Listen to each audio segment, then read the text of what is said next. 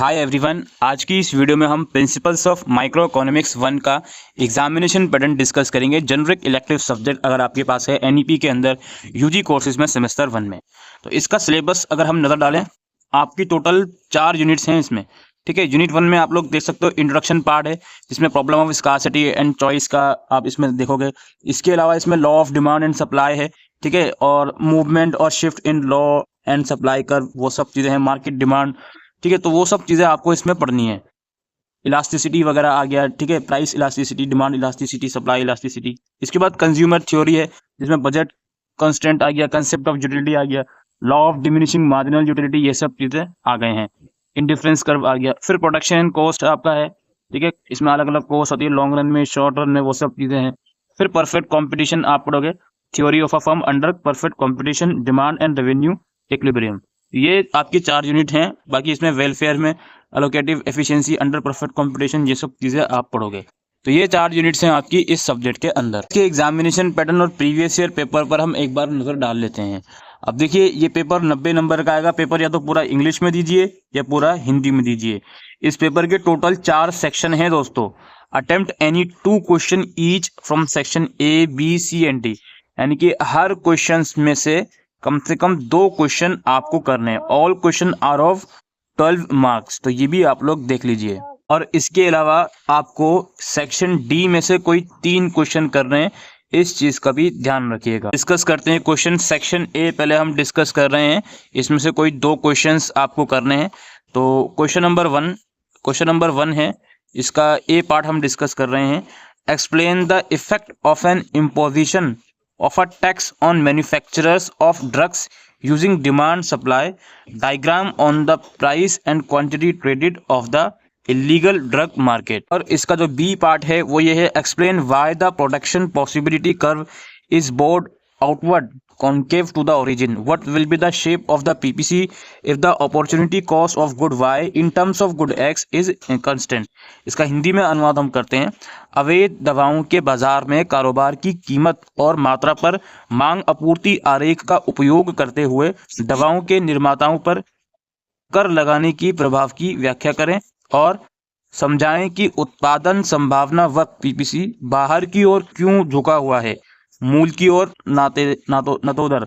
यदि वस्तु X के संदर्भ में वस्तु Y की अवसर लागत स्थिर है तो PPC का आकार क्या होगा। तो ये सेक्शन ए का क्वेश्चन नंबर 1 है। नंबर 2 है हमारे पास, does a price ceiling fixed by the government always change the market outcome, give reason for your answer. ये 2 का ए पार्ट है। इसका जो बी पार्ट है, consider the following demand and supply equations where Q is the quantity supplied, QD is the quantity demanded and P is the price of the commodity। ठीक है, अब आपको इस इक्वेशन की मदद से बताना है, solve for the equilibrium quantity and price. ठीक है, इक्विलिब्रियम क्वांटिटी और प्राइस के लिए बताइए क्या होगी। और सपोज अ टैक्स ऑफ ₹15 पर unit is imposed on buyer. ठीक है जी, making the new demand curve as QD is equal to 200 minus P plus 15, calculate the tax revenue earn by the government. तो ये आपको चीजें कैलकुलेट करनी है। ये 6 मार्क्स का अगेन हो गया। इसका हिंदी में अनुवाद कर देते हैं हम। पार्ट ए था आपका, क्या सरकार द्वारा निर्धारित मूल्य सीमा हमेशा बाजार के परिणाम को बदलती है, अपने उत्तर के कारण बताइए, या फिर निम्नलिखित मांग और आपूर्ति समीकरणों पर विचार करें, जहां फर्स्ट आपूर्ति की मात्रा है, QD मांग की गई मात्रा है, और P वस्तु की कीमत है। यहाँ पे फिर इक्वेशन लिखी गई है। फिर आपसे पूछा जा रहा है संतुलित मात्रा और कीमत में कीमत के लिए क्या हल करें। मान लीजिए खरीदार पर 15 रुपये का कर प्रति यूनिट लगाया जाता है, जिसमें नई मांग वक्त बनती है, ये वाली। सरकार द्वारा अर्जित कर राजस्व की गणना कीजिए। तो ये क्वेश्चन हो गया आपका क्वेश्चन नंबर 2। अच्छा जी, क्वेश्चन नंबर 3 है आपका, सेक्शन ए ही चल रहा है। Calculate cross price elasticity of demand between the following pairs of goods and examine how the goods are related in each cases where the price of gel pen changes from 5 to ₹2। gel pen and ball point pen, second gel pen and refill ink। इसका B part है, it is observed that at the existing equilibrium demand is highly inelastic while the supply is highly elastic। if the buyers has to pay a tax of ₹T for each unit they buy, who will bear the higher burden of tax, buyer or seller, explain why। तो ये B part हो गया question number 3 का। अब हमारे पास दोस्तों ये 3 questions हो गए, जिसमें से आपको कोई 2 करने थे सेक्शन ए में। सेक्शन बी शुरू होता है हमारे पास। अब इसमें क्या है, इसमें से भी आपको कोई 2 क्वेश्चन करने हैं इस सेक्शन में भी। पहला आपके पास है consider a consumer consuming 2 goods X and Y. ठीक है जी, कंज्यूमर 2 गुड्स कंज्यूम कर रहा है, एक्स और Y, where X is an inferior good for him. ठीक है, एक्स उसके लिए इंफीरियर गुड है। Suppose the price of good X rises. ठीक है जी, इंफीरियर गुड है, उसकी प्राइस बढ़ गई। What would be the effect of this change on the consumption of good Y. ठीक है जी, इंफीरियर गुड की प्राइस बढ़ गई इसकी, तो गुड वाई जो है उसके पास उनकी कंजम्पशन पर क्या इसका फर्क पड़ेगा, आपको डायग्राम की मदद से समझाना है। ए पार्ट 8 मार्क्स का। अच्छा जी, बी पार्ट है जो कि 4 मार्क्स का है इसका। Explain what would be the shape of the indifference curve when marginal rate of substitution between 2 good is 0। 2 good के बीच जब MRS 0 होगा तो उस कंडीशन में इंडिफरेंस कर्व का जो शेप होगा उसको आपको एक्सप्लेन करना है। अगेन डायग्राम की मदद से कर दीजिएगा। इसके बाद क्वेश्चन नंबर 5 है पार्ट बी का सेकंड क्वेश्चन। इसमें है फर्स्ट में using indifference curve analysis explain the labour leisure choice of an individual when the wages change and the resulting shape of the labour supply curve. और B part consumer spend his entire income on butter milk and biscuit can both be inferior good at the same time explain. तो दोनों के एक साथ inferior good हो सकते हैं, ये आपको बताना है। इसके बाद क्वेश्चन नंबर 6 है Naveen a college student has ₹600 a week to spend. हफ्ते में उसके बाद 600 रुपये होते हैं खर्च करने के लिए। Whenever he goes to watch a movie he always buy 2 burger. ठीक है, जब भी मूवी देखने जाता है 2 बर्गर खरीदता ही है। बर्गर की प्राइस जो होती है 50 रुपये होती है और मूवी टिकट की प्राइस 100 रुपये होती है।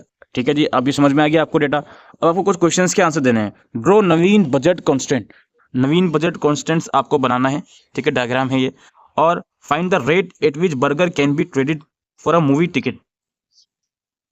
ये आपको बताना है मूवी टिकट के लिए बर्गर कितने रेट पर ट्रेड हो सकता है, वो आपको बताना है बी पार्ट में। सी पार्ट में draw few indifference curve for Naveen showing his preference over burger and movie. ठीक है, बर्गर एंड मूवी के बीच जो प्रेफरेंस है उसको बताना है इंडिफरेंस कर्व की मदद से। और है यहाँ पे find the equilibrium consumption of burger and movie. Equilibrium consumption बताना है बर्गर का और मूवी का नवीन के लिए। When he spend his entire income, सारी इनकम 600 रुपये वो लगा देगा पर वीक में, तो बताना है आपको। अब ई पार्ट है। अब ये सपोज करो, now suppose he get a scholarship of ₹200, उसको 200 रुपये की स्कॉलरशिप मिली। How would Naveen consumption of burgers and movie changes. 600 रुपये में 200 रुपये और उसको स्कॉलरशिप मिल गई। उसके बाद जो इसका कंजम्पशन था बर्गर का मूवी का वो किस तरीके से चेंज होगा। When he spend his entire income, जब ये 800 रुपये पूरे लगा देगा तो। अच्छा जी, एफ वाले में है continuing with part D. Part D के साथ कंटिन्यू करो, यानी कि इस वाले पार्ट के साथ इक्विलिब्रियम कंजम्पशन के पास। ठीक है, इसमें कह रहा है continuing with part D. Now suppose the price of burger falls to ₹20। Burger की प्राइस गिर गई 20 रुपये से। How would Naveen consumption of burger and movie change. Will he be of spending his entire income.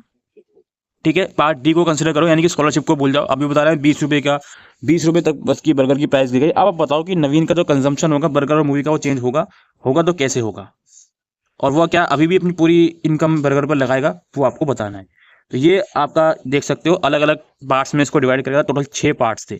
ठीक है, 1 + 1 + 1 + 2 + 3 + 4। ये होगा पार्ट बी का 3 क्वेश्चन खत्म, जिसमें से आपको 2 करने थे। अब पार्ट 3 यानी सेक्शन 3 स्टार्ट होता है। क्वेश्चन नंबर 1 सेक्शन 3 का, यानी कि question number 7।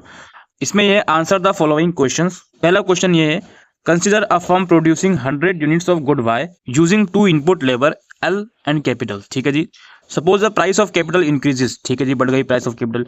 Illustrate the changes in least cost combination of L and K using isocost and isoquant diagram. तो ये आपको कुछ डायग्राम की मदद से बताना है कि प्राइस अगर बढ़ गई तो इसका फिर इम्पैक्ट क्या रहेगा। बी पार्ट इसका 6 मार्क्स का है। पार्ट बी पार्ट इसका है distinguish between economic profit and accounting profit. ठीक है जी, दोनों के बीच में डिफरेंशिएट बताओ। और which is higher and why, कौन सा हाई होता है और क्यों होता है high. Calculate economic and accounting profit of a firm. इसी फर्म का इकोनॉमिक एंड अकाउंटिंग प्रॉफिट निकालना है जिसका रेवेन्यू 1 लाख है और इसकी जो कॉस्ट है वो है 30,000 है और ये 10,000 रुपये सेव करता है। मैनेजर नहीं हायर करा इसने, तो इसकी वजह से 10,000 इसके सेव होगा। तो अब आपको बताना है कि आपको इसका अकाउंटिंग और इकोनॉमिक प्रॉफिट क्या होगा 6 मार्क्स में। क्वेश्चन नंबर 8 है answer the following questions. A part में आपका है what is the relationship between return to scale and economies of scale. Return to scale and economy scale में क्या रिलेशनशिप है, आपको डायग्राम की मदद से समझाना है।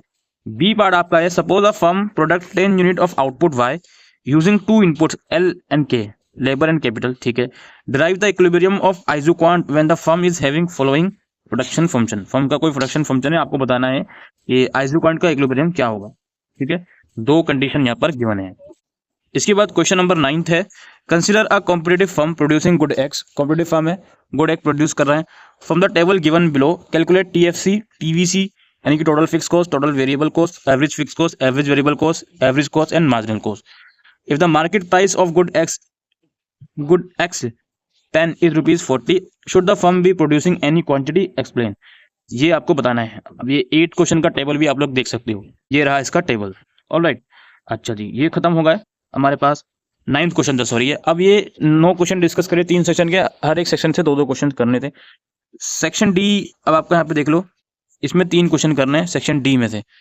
इसमें ये है question number 10, under what condition will a firm shut down temporarily, explain. किन परिस्थितियों में कोई फर्म अस्थायी रूप से बंद हो जाएगी, व्याख्या कीजिए। ये 6 मार्क्स का क्वेश्चन है, क्वेश्चन नंबर 10। इसके बाद है question number 11, explain why in the short run equilibrium of the perfectly competitive firm price is equal to marginal cost, while in the long run equilibrium price is equal to marginal cost as well as average cost। ये 6 marks का है। समझाएं कि अल्पकाल में पूर्ण प्रतिस्पर्धी firm कीमत का संतुलन सीमांत लागत के बराबर क्यों होता है, जबकि दीर्घकाल में संतुलन कीमत सीमांत लागत के साथ साथ औसत लागत के बराबर होता है। इसके बाद नेक्स्ट क्वेश्चन है, why do the average and marginal revenue curve for a firm in competitive market horizontal. एक प्रतिस्पर्धी बाजार में एक फर्म के लिए औसत और सीमांत आगम वक्र क्षैतिज क्यों होते हैं, ये आपको बताना है। और क्वेश्चन नंबर 13 जो कि लास्ट क्वेश्चन है इसका, why do firm enter an industry when they know that in the long run economic profit will be 0। 6 marks का है। जब फर्म जानती है कि दीर्घकाल में आर्थिक लाभ शून्य होता है तो वे उद्योग में प्रवेश क्यों करते हैं। तो ये टोटल डी पार्ट में आपके 4 क्वेश्चन थे, जिनमें से कोई 3 आपको करने थे।